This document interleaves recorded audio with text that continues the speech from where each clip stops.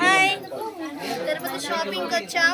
చూడండి ఎంత బాగున్నాయో బ్యాంగిల్స్ అయితే చూసి చూసి చూసి కళ్ళు పోతున్నాయి.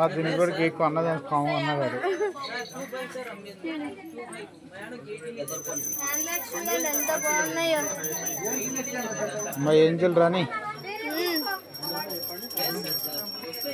ఇటు చూడు, ఇటు చూడు బ్యాంగిల్స్ చూడండి.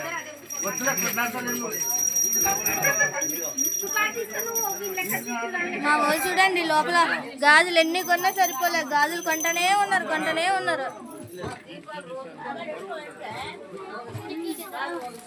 పాపకు తీసుకో